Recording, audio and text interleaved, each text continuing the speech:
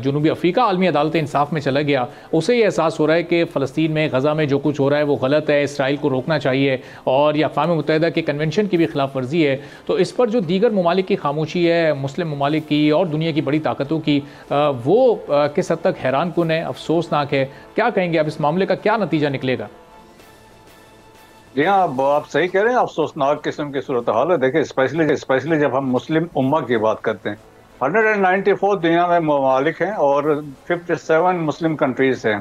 लेकिन जाके एक साउथ अफ्रीका है जो एक क्रिश्चियन मेजॉरिटी कंट्री है, जहाँ पे मुसलमान भी टोटल 2% है।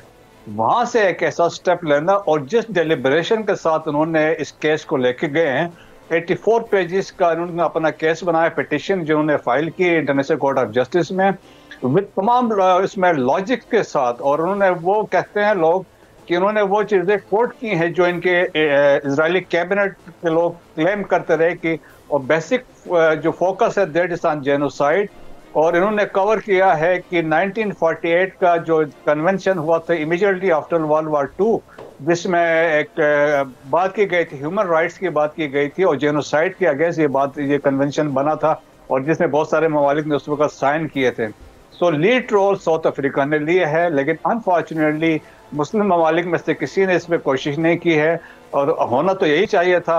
अब आगे देखते हैं इसकी इम्प्लीकेशंस क्या होंगी, क्योंकि इंटरनेशनल कोर्ट ऑफ जस्टिस में 15 मेंबर्स हैं और उसमें जो प्रेसिडेंट है वो यूएस सिटीजन है।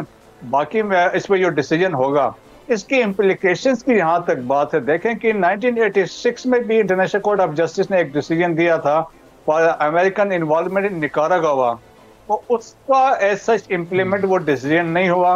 मोर रिसेंटली हमने देखा ट्रम्प के दौरान ईरान के ऊपर जब सैंक्शंस वगैरह लगे थे, तो इंटरनेशनल कोर्ट ऑफ जस्टिस ने ये कहा था कि जी, कि आप ऑफिशियली जो करें तो करें, लेकिन जो पब्लिक है, आम जो लोग हैं, उनके साथ ऐसे कोई एक्टिविटी या ऐसे कोई सैंक्शंस नहीं हो जो उनकी ह्यूमन राइट्स की वायलेशन हो। लेकिन उसमें भी ऐसा इसको इग्नोर किया था।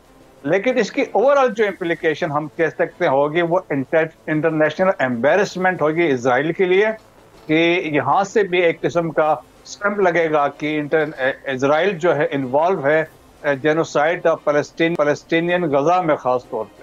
तो मज़ूद अब ज़ाहिर है कि जो बड़ा ही मजबूत केस बनाया है, बड़े लॉजिकल उसमें पॉइंट्स हैं, लेकिन अब सवाल ये पैदा होता है कि आलमी अदालत इंसाफ का, जिस तरह आपने भी अभी एक दो हवाले दिए, कि अब अगर वो फैसला जनूबी अफ्रीका के हक़ में करते हैं और इसराइल को पाबंद करते हैं कि अब इस जंग को रोका जाए, अब ये नस्लकुशी ना की जाए, और इसराइल अगर उस पर अमल नहीं करता, तो फिर इसराइल के खिलाफ क्या कोई कार्रवाई इस प्लेटफॉर्म से हो सकती है? क्या कुछ पाबंदियाँ लग सकती हैं? क्या कुछ मुल्कों को कहा जा सकता है कि वो इसराइल के सिफारती तौर पर उसका बाइकआउट करें? होगा क्या अगर इसराइल ना माने यहाँ से आने वाले फैसले को? देखें, चांसेस तो यही है। एक तो ये विक्ट्री जो होगी ना, वो होगी कंसेंसस या जो भी मेजॉरिटी के साथ डिसीजन देते हैं साउथ अफ्रीका की पिटीशन पे।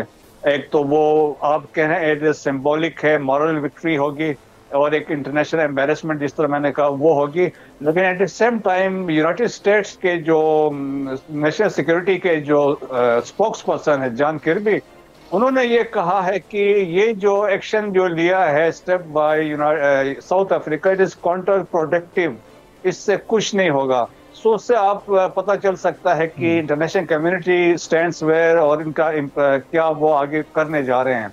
लेकिन ऐसा कोई इम्प्लीकेशंस तो नहीं होंगे, लेकिन इंटरनेशनल कम्युनिटी में एक इम्प्रेशन जरूर पड़ेगा, क्योंकि public opinion across the globe जो है वो गजा के लोगों के साथ है।